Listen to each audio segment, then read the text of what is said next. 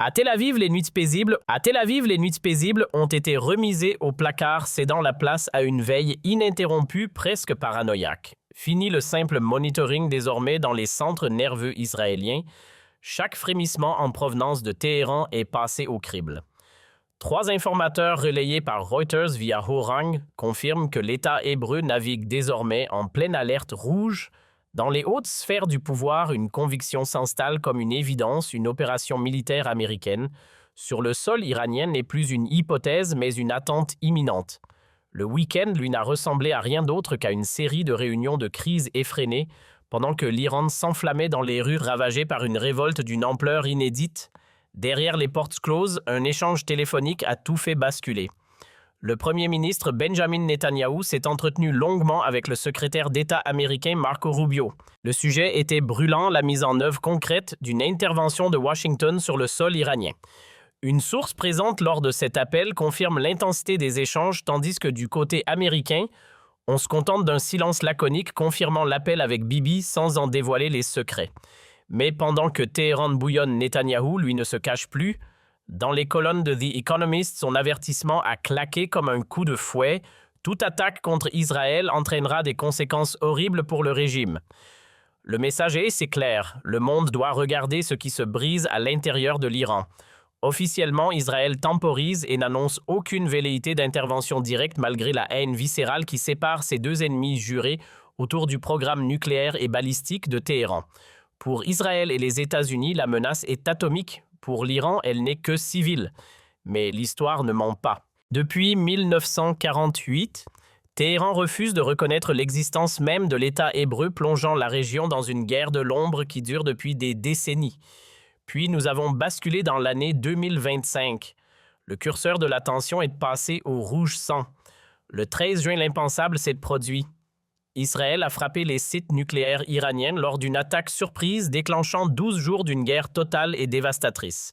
Pour la première fois, les États-Unis ont rejoint ouvertement le champ de bataille, déployant leurs bombardiers furtifs B-2 pour pulvériser les installations nucléaires après que l'Iran a réussi l'exploit de percer le dôme de fer pour frapper des cibles vitales en plein cœur de Tel Aviv. Dans ce chaos, une voix s'élève plus menaçante que jamais, celle de Donald Trump. Le président américain multiplie les sommations. Son message aux dirigeants iraniens est un ultimatum. Ne touchez pas aux manifestants. Samedi, Trump a enfoncé le clou, affirmant que l'Amérique se tenait prête à aider. Une question désormais entre toutes les chancelleries, l'Iran est-il au bord du gouffre? Israël va-t-il porter le coup de grâce et surtout l'Amérique va-t-elle enfin presser la détente? À Washington, chaque décision est pesée sur une balance dont les plateaux n'ont jamais été aussi lourds de conséquences.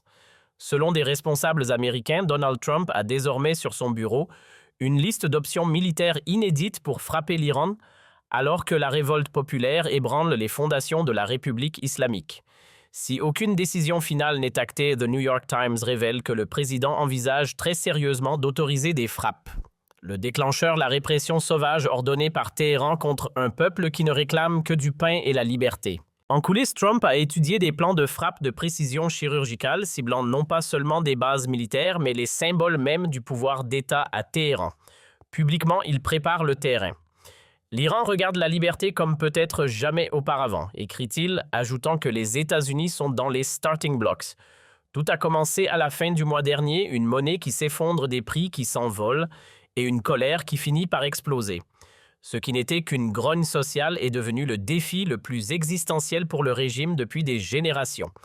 Les organisations de défense des droits humains comptent déjà les morts par dizaines. Téhéran parle de retenue, mais le terrain raconte une toute autre histoire, une réalité bien plus sombre.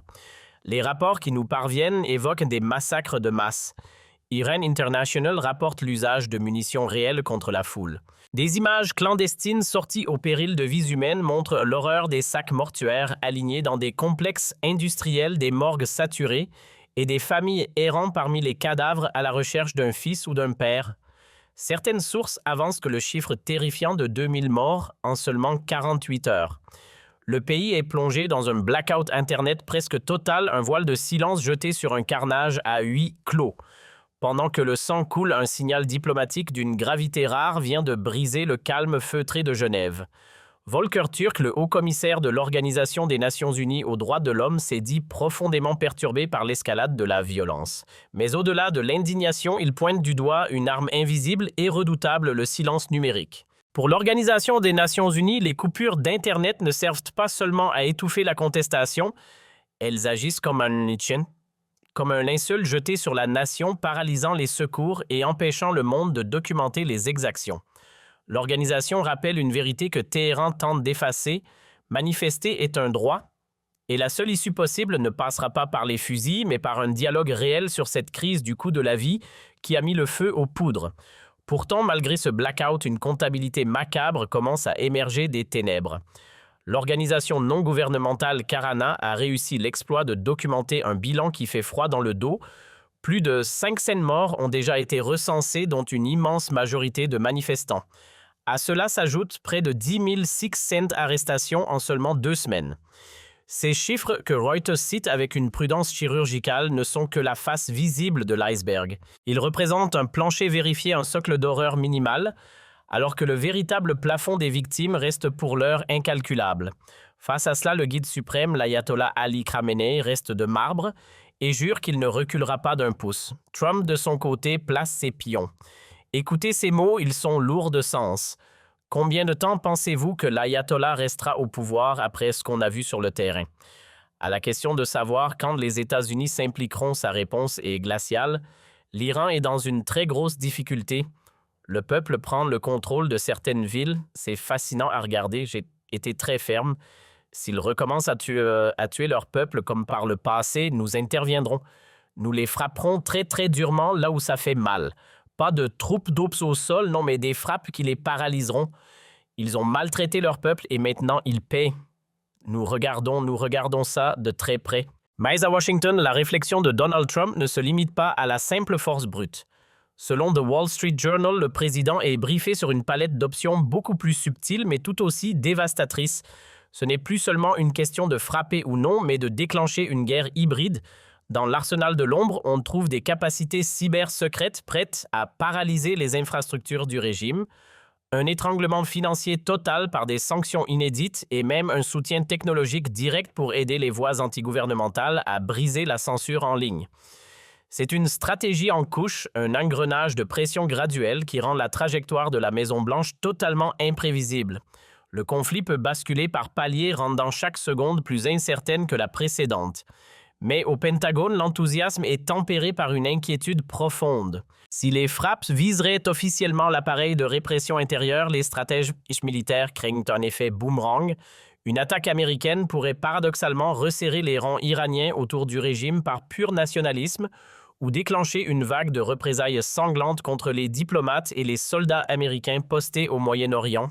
Les officiers supérieurs réclament du temps pour fortifier les défenses et se préparer à une escalade que personne ne pourrait plus contrôler. Pendant ce temps, la diplomatie se durcit.